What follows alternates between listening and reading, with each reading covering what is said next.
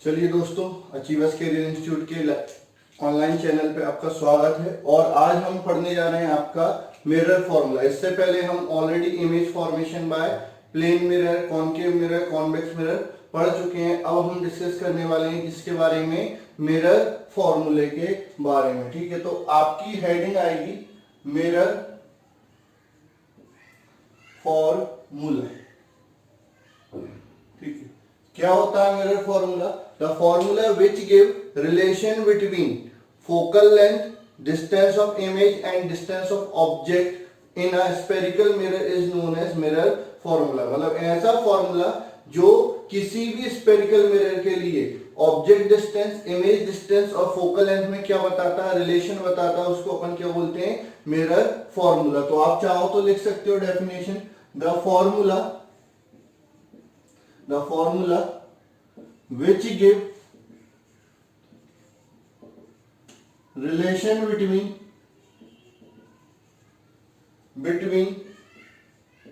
object distance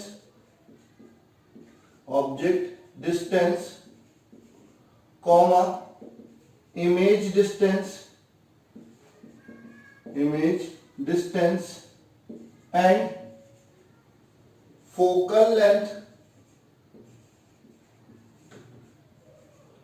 of a mirror is known as mirror formula. ठीक है, ऐसा formula जो आपकी ऑब्जेक्ट डिस्टेंस, इमेज डिस्टेंस और फोकल लेंथ में क्या बताता है, रिलेशन बताता है, उसको हम क्या बोलते हैं, मिरर फॉर्मूला बोलते हैं। आपका जो ऑब्जेक्ट डिस्टेंस है उसको अपन किससे डिनोट करते हैं, यू से। इमेज डिस्टेंस जो होता है उसको किससे डिनोट करते हैं, वी से। और फोकल लेंथ जो होता है उसको डिनोट करते हैं आपका एफ से। तो आपका फॉर्मूला क्या होता है, 1/f is equal to 1/u plus 1/v। ये आपका क्या होता है, मिरर फॉर्मूला होता है। ठीक है, where f is focal length, ठीक है, u is object distance and v is image distance। ठीक है, ये आपका क्या हो जाता है, मिरर फॉर्मूला होता है। और जितने भी ये डिस्टेंस होते हैं वो हम आपका कहां से मेजर करते हैं, आपके पोल से मेजर करते हैं। वैसे तो आपका क्या होता है, डेरिवेशन पूछा नहीं जाता है 10th क्लास में, आपका सिलेबस में स्टडी है, लेकिन फिर भी मैं आपको डेरिवेशन करवा देता हूं क्योंकि पहले सिलेबस में था, अब हट गया है, तो हो सकता है कभी कभार पूछ ले। और आपको पता होना चाहिए कि ये फॉर्मूला एक्चुअली कहां से आता है, और ये 12th में आपको दोबारा से पढ़ना पड़ेगा इसका डेरिवेशन। तो एक बार आप देख लीजिए, कोई दिक्कत वाली बात नहीं। Derivation of mirror formula, derivation of mirror formula. ठीक है, डेरिवेशन ऑफ मिरर फॉर्मूला। तो सबसे पहले आपको पूरा अजम्पशन लिखना पड़ेगा जो आप कंसीडर कर रहे हो। ठीक है, तो क्या कंसीडर कर रहे हो, let a concave mirror such that P is pole, F is focus and C is center of curvature whose focal length is small f। ठीक है, हमने क्या किया, एक कॉनकेव मिरर लिया, इस तरह से लिया कि उसका P क्या है, पोल है, F क्या है, फोकस है, C क्या है, सेंटर ऑफ कर्वेचर है, और स्मॉल f क्या हो जाएगी, इसकी फोकल लेंथ हो जाएगी। ठीक है, an object AB is placed at distance u, an object AB is placed at distance u such that its real image a dash b dash will form at distance v। ठीक है, अपन ने एक object लिया AB जो पोल से कितनी distance पर है, u डिस्टेंस पे, इस तरह से लिया है कि इसकी जो रियल इमेज होगी वो कहां पर बनेगी, v डिस्टेंस पर बनेगी। कहां पर बनेगी, v डिस्टेंस पर बनेगी। तो आपकी इमेज फॉर्मेशन के लिए एक लाइट रे क्या होगी, प्रिंसिपल एक्सिस के पैरेलल जाएगी। जो लाइट रे प्रिंसिपल एक्सिस के पैरेलल गई है, थोड़ा सा ये तिरछी हो गई है, दोबारा से बना लेंगे। ठीक है, ये आपकी प्रिंसिपल एक्सिस के पैरेलल गई। जो पैरेलल गई है वो कहां से होके जाएगी, रिफ्लेक्शन के बाद फोकस से होकर जाएगी, ठीक है। ये पॉइंट हो गया आपका एम, ठीक है। दूसरी आप सेंटर ऑफ कर्वेचर से भेज सकते हो, पोल से भी भेज सकते हो। मैं पोल से भेज रहा हूं जिससे डेरिवेशन क्या होता है, थोड़ा सा शॉर्ट हो जाता है, ठीक है। आप चाहो तो सेंटर ऑफ कर्वेचर से भेज सकते हो, उसमें भी आपका एक डेरिवेशन आपको मिल जाएगा। तो एक लाइट रे दूसरी लाइट रे आपकी कहां पर गई, पोल पे गई। पोल पे गई, जितने एंगल पे जाएगी उतने ही एंगल पे यहां पर ये वापस चली जाएगी। थोड़ा सा डायग्राम में थोड़ा सा मिस्टेक हो गया, थोड़ा सा गौर करेंगे। ये आपकी लाइट इस तरह से आई, जितने एंगल पे लाइट आई उतनी ही एंगल पे चली आई। तो आपकी इमेज बनेगी यहां पर ए डैश बी डैश, ठीक है। ये क्या हो जाएगी, अगर ऑब्जेक्ट आपने सेंटर ऑफ कर्वेचर के पीछे रखी है तो इमेज कहां पर बनेगी, फोकस और सेंटर ऑफ कर्वेचर के बीच में बनेगी। ये ऑलरेडी आपको मैं कल समझा चुका हूं, ठीक है। ये आपका डायग्राम हो जाएगा। अब यहां पर आप क्या करेंगे, एम से परपेंडिकुलर डालेंगे, कहां पर, एन पर, ठीक है। ये प्रिंसिपल एक्सिस पे परपेंडिकुलर डालेंगे, ठीक है। अब triangle A B P and triangle A dash B dash P, ठीक है। यहां पर अपन ने क्या किया, दो ट्राइंगल लिए, एक ए बी पी लिया और एक ए डैश बी डैश पी लिया। तो ये ए बी पी हो गया, ये ए डैश बी डैश पी हो गया। ये आपका कितना है, 90 डिग्री। ये कितना है, 90 डिग्री। ये दोनों एंगल क्या हो जाएंगे, आपस में इक्वल हो जाएंगे बाय लॉ ऑफ रिफ्लेक्शन। तो here angle B is equal to angle B dash बराबर 90 degree and angle A P B is equal to angle A dash P B dash by law of reflection, law of reflection, ठीक है। So triangle A B P similar हो जाएगा triangle A dash B dash P. आपको similar पता होना चाहिए। Similar मतलब एक जैसा, मतलब एक बड़ा रूप एक छोटा रूप, एक दूसरे को पूरी तरह से ढक नहीं सकते, लेकिन उनके सब एंगल क्या होते हैं, बराबर होते हैं। तो ट्राइंगल में अगर दो एंगल बराबर है तो तीसरा अपने आप क्या हो जाता है, बराबर हो जाता है। उस चीज को अपन क्या बोलते हैं, सिमिलैरिटी बोलते हैं। आपके मैथमेटिक्स में सिमिलैरिटी और कॉन्ग्रुएंसी दोनों आपको पढ़ाई जाती है। तो आपको सिमिलैरिटी बता रहा हूं, ये दोनों ट्राइंगल क्या हो गए, सिमिलर। सिमिलर ट्राइंगल की प्रॉपर्टी होती है कि उसकी जो करस्पॉन्डिंग साइड होती है वो उनका रेशियो बराबर होता है। साइड बराबर नहीं होती, साइड का रेशियो बराबर होता है। तो A B upon A dash B dash बराबर B P upon B dash P. तो यहां से क्या मिलेगा आपको, A B upon A dash B dash बराबर B P upon B dash P. ये आपका इक्वेशन फर्स्ट हो गया, ठीक है। अब अपन बात करते हैं in triangle M N F, ये ट्राइंगल लिया M N F and triangle A dash B dash F, A dash B dash F. तो angle N is equal to angle B dash बराबर 90 डिग्री और angle A F sorry A dash F B dash बराबर angle M F N, ठीक है। Vertically opposite angle, opposite angle, ठीक है। ये आपके वर्टिकली अपोजिट एंगल है, तो ये भी क्या हो जाएंगे, बराबर। तो ये दोनों ट्राइंगल क्या हो गए, सिमिलर हो गए। तो यहां से क्या हो जाएगा, triangle M N F similar to triangle A dash B dash F. तो यहां से क्या मिलेगा कि इसकी भी करस्पॉन्डिंग साइड का रेशियो क्या होगा, बराबर होगा। तो M N upon A dash B dash बराबर N F upon B dash F, ठीक है। M N upon A dash B dash बराबर N F upon B dash F. ये आपकी इक्वेशन सेकंड हो गई, ठीक है। वेयर एम एन बराबर ए बी, ये एम एन किसके बराबर हो जाएगा, ए बी के रेक्टेंगल की साइड है, ठीक है। N N F approximately is equal to P F, क्योंकि ये आपका जो कॉनकेव मिरर होता है इतना ज्यादा कर्वेचर नहीं होता, बिल्कुल पास में होता है। तो ये जो n और p होता है बिल्कुल पास में हो जाएंगे। तो जो n से f की डिस्टेंस ले लो या p से f की डिस्टेंस ले लो, दोनों लगभग लगभग क्या हो जाएगी, बराबर हो जाएगी। यहाँ पर वैल्यू रखेंगे तो ये क्या हो जाएगा, a b m n की जगह, फिर a डैश b डैश बराबर p f upon b dash f। ठीक है, ये इक्वेशन थर्ड हो गई। ठीक है, फ्रॉम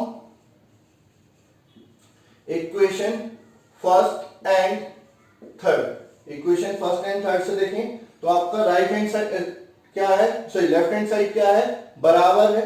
तो राइट हैंड साइड भी क्या हो जाएगा, बराबर हो जाएगा। तो यहां से क्या मिल जाएगा, bp upon b dash p बराबर pf upon b dash f। Already मैं आपको बता चुका हूं कि आपकी जितने भी डिस्टेंस हैं वो हम कहां से मेजर करते हैं, पोल से मेजर करते हैं। तो आपका जो b डैश f है ये नहीं चलेगा, ये भी p है, ये भी p है, ये भी p है, तो इसको कन्वर्ट करना पड़ेगा। तो वेयर b डैश f बराबर, b डैश f बराबर क्या हो जाएगा आपका, b डैश f चाहिए, b डैश f, तो ये हो जाएगा b dash p minus pf। ठीक है, ये हो जाएगा। तो आपका क्या हो गया, bp upon b dash p बराबर pf divided by b dash p minus pf। ठीक है, अब bp क्या है, डिस्टेंस ऑफ ऑब्जेक्ट u, ये आपका u। ठीक है, इस साइड ले रहे हैं, लाइट रे के अपोजिट डायरेक्शन में ले रहे हैं तो नेगेटिव, वेयर bp बराबर माइनस का u, b डैश p बराबर माइनस का v, ये आपका इमेज डिस्टेंस हो जाएगा v, और ये आपकी क्या है, focal length f, and pf बराबर माइनस का f। ये सारी वैल्यू रखेंगे तो minus u upon minus v बराबर minus f upon minus v minus minus f। ठीक है, ये माइनस से माइनस कैंसिल, यहां पर भी माइनस कॉमन लेके क्या कर देंगे, कैंसिल कर देंगे। अब डेरिवेशन इधर लिख रहा हूं, क्या बचेगा, u अपॉन v बराबर f upon v minus f, cross multiply करो, u into v minus f बराबर vf, अंदर मल्टीप्लाई करूंगा तो uv माइनस uf बराबर vf, इसको इधर ही ले आने दो, इसको उधर ले जाओ, तो ये हो जाएगा आपका uv बराबर uf प्लस vf। ठीक है, divide both side by uvf, तो ये हो जाएगा uv अपॉन uvf। ठीक है, सबसे पहले ये आएगा, फिर आपका ये आएगा, फिर ये आएगा, फिर आएगा ये आएगा, तो ये हो जाएगा uf upon uvf plus vf upon uvf। ये uv से uv कैंसिल, uf से uf, vf से vf, तो आपका क्या हो जाएगा, फाइनल रिजल्ट आपको मिलेगा 1 अपॉन f बराबर 1 upon v plus 1 upon u, या 1 upon f is equal to 1 upon u plus 1 upon v। ठीक है, तो ये हो जाता है आपका मिरर फॉर्मूले का डेरिवेशन। ठीक है, वैसे डेरिवेशन नहीं आता बोर्ड एग्जामिनेशन में, बोर्ड एग्जामिनेशन मतलब 10th क्लास में, 12th में ये आता है। ठीक है, तो बोर्ड एग्जामिनेशन में अगर गलती बहुत मतलब टफ पेपर आ गया, पहले आता था लास्ट ईयर तक, ये इंपॉर्टेंट क्वेश्चन था लास्ट ईयर तक, क्योंकि सिलेबस अभी चेंज हुआ है तो ये अभी सिलेबस से हट गया है। तो आपका ये टॉपिक तो है मिरर फॉर्मूला, इस पर न्यूमेरिकल आते हैं। ठीक है, इसमें बस इतना याद रखना है, जब भी क्वेश्चन आएगा ऑब्जेक्ट डिस्टेंस हमेशा नेगेटिव लेना। मिरर दिया है तो कॉनकेव मिरर के लिए फोकल लेंथ नेगेटिव होगी, कॉन्वेक्स मिरर के लिए फोकल लेंथ पॉजिटिव होगी, v अपने आप उसके अकॉर्डिंग निकल जाएगा। तो ये होता है आपका मिरर फॉर्मूला। चलिए इस पे एक न्यूमेरिकल आपको मैं करवा देता हूं। ठीक है, बाकी आपको एनसीईआरटी में जितने भी न्यूमेरिकल है आपको एक बार खुद से प्रैक्टिस करने पड़ेंगे जिससे ये चीज क्लियर हो जाए। ठीक है, तो करवा रहा हूं मैं क्वेश्चन, आप क्वेश्चन लिखिए। क्वेश्चन क्या बोल रहा है, एक सिंपल सा क्वेश्चन मैं आपको करवा के दे रहा हूं। ठीक है,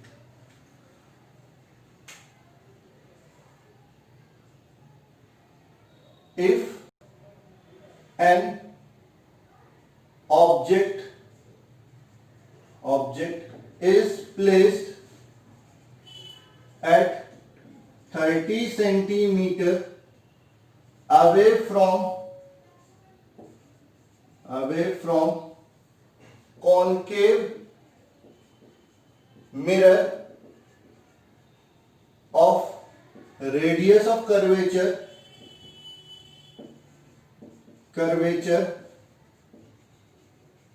50 centimeter, then find nature and position of image। ठीक है, तो आपको क्या दिया है solution, given u is equal to 30 centimetre minus का ऑब्जेक्ट डिस्टेंस हमको नेगेटिव लेना है। ठीक है, मिरर कौन सा है, कॉनकेव, तो जो r आएगा वो भी नेगेटिव आएगा, माइनस का 50 सेंटीमीटर। f क्या होता है, r/2 बराबर माइनस का 25 सेंटीमीटर। ठीक है, तो 25 और 50 के बीच में आपका क्या आएगा, 30 आएगा। तो आपका जो इमेज है, ऑब्जेक्ट है, वो कहां पर रखा है, फोकस और सेंटर ऑफ कर्वेचर के बीच में रखा है। तो कॉनकेव मिरर में अगर ऑब्जेक्ट फोकस और सेंटर ऑफ कर्वेचर के बीच में रखा हो तो इमेज कहां पर बनता है, behind the centre of curvature. और कैसा बनता है, रियल। ठीक है, आपका कैसा बनेगा, रियल एंड इनवर्टेड। ठीक है, तो वो अपन बाद में लिख देंगे, पहले आपका फोकल हो गया। ठीक है, अभी पोजीशन निकाल लेते हैं। तो by mirror formula 1/f is equal to 1/u plus 1/v। ठीक है, यहां पर वैल्यू रखेंगे 1/ माइनस का 25 बराबर 1/ माइनस का 30 प्लस 1/v। तो इसको इधर ही रहने दो, उसको इधर ले आओ। तो 1/v उधर ही है तो प्लस का रहेगा बराबर 1/30। ये इधर आके माइनस का, तो इधर आके क्या हो जाएगा, प्लस का माइनस 1/25। ठीक है, तो 1/v बराबर एलसीएम ले लो। ठीक है, ये हो जाएगा इनका एलसीएम जो आएगा, या तो डायरेक्ट मल्टीप्लाई कर लो। ठीक है, मल्टीप्लाई करोगे तो क्या हो जाएगा, 25 3 75, 25 3 75 0। ठीक है, तो यहां पर ये 25 ही आ जाएगा, ये माइनस का 30। तो 1/v बराबर माइनस का 5/750। तो v बराबर माइनस का 750/5। तो v बराबर माइनस का 150 सेंटीमीटर। ठीक है, तो then image will form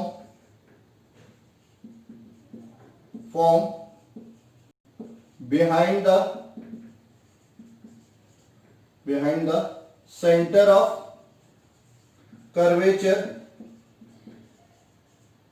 It is real and inverted। ये आपको लिखना पड़ेगा। ठीक है, तो इस टाइप का क्वेश्चन आपका बोर्ड एग्जामिनेशन में पूछा जा सकता है। तो आपका मिरर फॉर्मूला हो गया, मिरर फॉर्मूले पे नहीं मिलकर। अच्छा, जरूरी नहीं है कि आपका इमेज डिस्टेंस पूछे, आपको इमेज डिस्टेंस दी जा सकती है और ऑब्जेक्ट डिस्टेंस पूछ लें। आपको इमेज और ऑब्जेक्ट डिस्टेंस दी जा सकती है, फोकल लेंथ पूछ लेंगे। तो आपका किसी भी टाइप का क्वेश्चन पूछा जा सकता है। तो आपको जो दिया गया है उसके अकॉर्डिंग साइन, उस जो दिया गया उससे समझ के आपको हर चीज का साइन लेना है, ऑब्जेक्ट डिस्टेंस, इमेज डिस्टेंस और फोकल लेंथ का। और फिर बाकी जो नहीं पूछा गया है, जो नहीं दिया गया, वो आपको निकालना, उसका साइन उसके अकॉर्डिंग आपका आएगा। ठीक है, तो ये आपका क्वेश्चन इस तरह से यहां पर पूछ जाएंगे। अब इसके बाद एक और टर्म आती है लीनियर मैग्नीफिकेशन। उस पर भी आपकी न्यूमेरिकल आते हैं, दोनों को मर्ज कर लेते हैं आपका इसको और उसको, तो दोनों पर क्वेश्चन पूछे जा सकते हैं। तो अभी अपन बात कर रहे हैं किसकी बेटा, लीनियर मैग्निफिकेशन की। ठीक है, क्या होता है लीनियर मैग्निफिकेशन, लीनियर मैग्निफिकेशन। ठीक है, लीनियर मैग्निफिकेशन क्या होता है, the ratio of height of image with respect to height of object is known as linear magnification. कई लोग इस तरह से ही बोल सकते हैं, the ratio of size of image with respect to size of object is known as linear magnification. तो लीनियर मैग्निफिकेशन क्लियर होता है, क्या होता है, the height of image with respect to height of object is known as linear magnification, या the ratio of size of image with respect to size of object. तो linear magnification क्या हो गया, the ratio of height of image with respect to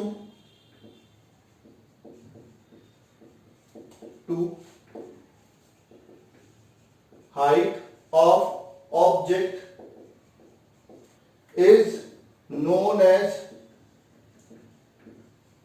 linear magnification।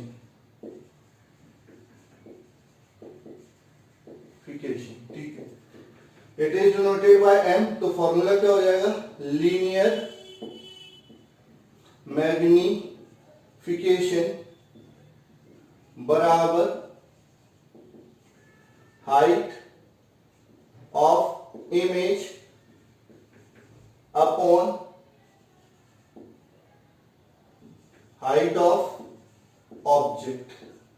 ठीक है, ये m बराबर HI upon HO, ये एक्चुअल में क्या होता है, minus of V upon U के बराबर हो जाता है। ठीक है, इसका भी डेरिवेशन कर सकते हैं, लेकिन ये अगेन मैं बोल रहा हूँ बोर्ड एग्जामिनेशन में आपका ये पूछा नहीं जाता है, तो आप डायरेक्ट ये याद रखेंगे कि आपका m बराबर क्या होता है, HI अपॉन HO बराबर minus of V upon U, यानी आपका लीनियर मैग्निफिकेशन क्या हो जाएगा, आपका negative of image distance with respect to object distance. तो अगर आपका इमेज डिस्टेंस ज्यादा होगा तो इमेज का साइज क्या हो जाएगा, बड़ा बनेगा, और इमेज डिस्टेंस कम हो जाएगा ऑब्जेक्ट डिस्टेंस से, तो इमेज कैसी बनेगी, छोटी बनेगी। तो आपका क्या होता है इस क्वेश्चन में, एक चीज और हो सकती है कि आपका ऑब्जेक्ट का साइज दे दें, इमेज का साइज पूछ लें, या इमेज का साइज दे दें, ऑब्जेक्ट का साइज पूछ लें, तो उस टाइप के भी क्वेश्चन यहां से पूछ लिए जाएंगे। तो ये आपका होता है लीनियर मैग्निफिकेशन, मिरर फॉर्मूला और उस पर न्यूमेरिकल।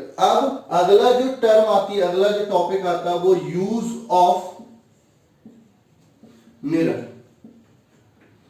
ठीक है, यूज ऑफ मिरर या फिर यूज ऑफ स्फेरिकल मिरर। ठीक है, सबसे पहले आते हैं अपन use of convex mirror.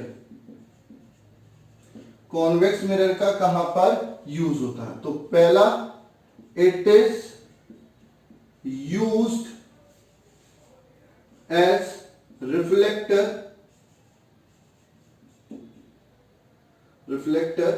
In street light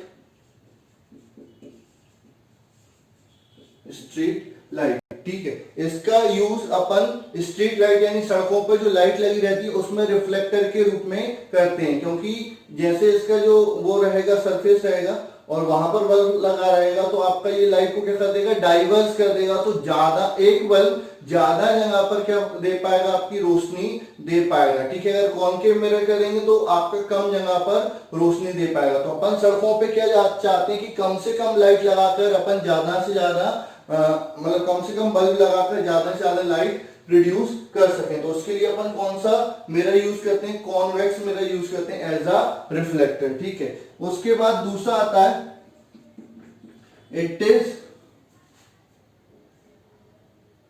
used in vehicle for rear view in side mirror. Side mirror because it has large view area. ठीक है, आपका जो जितनी भी बाइक हो, कार हो, ट्रक है, कोई सा व्हीकल है, उसमें जो साइड में मिरर लगा रहता है जिससे आप पीछे की चीजें देखते हो, तो वो जो साइड मिरर होता है या रेयर व्यू के लिए जो मिरर होता है उसमें कौन सा मिरर यूज करते हैं, कॉन्वेक्स मिरर यूज करते हैं। ये आपका कई बार ऑब्जेक्टिव क्वेश्चन में पूछा जाता है, विच mirror is used in vehicle for rear view या इन साइड मिरर। तो साइड मिरर में कौन सा मिरर यूज करते हैं, आपका कॉन्वेक्स मिरर यूज करते हैं। क्यों यूज करते हैं, क्योंकि इसका व्यू एरिया ज्यादा होता है, इसमें जो इमेज बनती है वो ऑब्जेक्ट से छोटी बनती है, ऑब्जेक्ट से क्या बनती है, छोटी बनती है। इसके कारण ऑब्जेक्ट से छोटी बनती है, इसके कारण ही अपन क्या करते हैं, इसके जो ये ज्यादा एरिया आपको देखने को मिलता है। ठीक है, तो ज्यादा देख सकते हो तो इजीली क्लियरली, मतलब छोटे से मिरर में भी आपको बहुत सारा पीछे का दिखाई देगा। नहीं तो पता चलेगा कि जितना पीछे देखना उतना बड़ा मिरर लगा हुआ तो एक्सीडेंट ही एक्सीडेंट होते रहेंगे। इसलिए अपन किस मिरर का यूज करते हैं, कॉन्वेक्स मिरर का यूज करते हैं फॉर रेयर व्यू या पीछे का देखने के लिए। तो ये यूज हो गए किसके, कॉन्वेक्स मिरर के। ठीक है, अब अपन बात करते हैं यूज ऑफ कॉनकेव मिरर। ठीक है, पहला, it is used as reflector in torch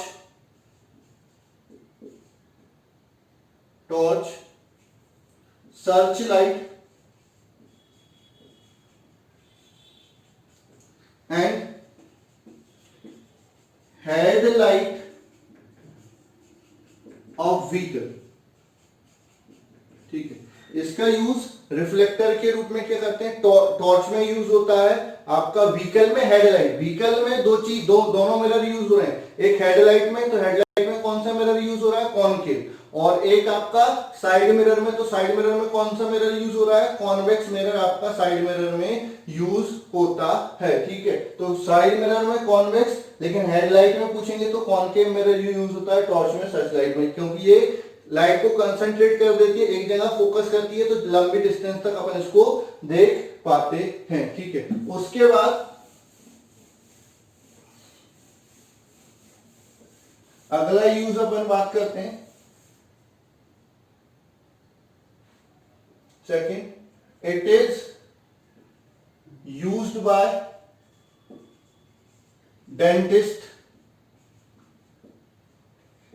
ठीक है, डेंटिस्ट भी इस मिरर का यूज करते हैं। डेंटिस्ट जो अपने दांत वगैरह देखते हैं तो आपको उनका छोटा सा एक मिरर होता है जिसको लगा के वो देखते हैं, ऊपर भी और नीचे भी। उसमें क्या होता है, उस मिरर में अगर आपका ऑब्जेक्ट फोकस और पोल के बीच में रखा हो तो इमेज कैसा बनता है, बड़ा बनता है। तो आपका जो दांत में कोई भी चीज वो करते हैं, जैसे आपका रूट कैनाल ट्रीटमेंट करते हैं या कोई भी चीज कैप वगैरह लगाते हैं, कई सारी चीजें होती हैं, तो वो किससे देखते हैं, आपका ये जो कॉनकेव मिरर से देखते हैं। ठीक है, उसके बाद फोर्थ आता है, it is used by doctors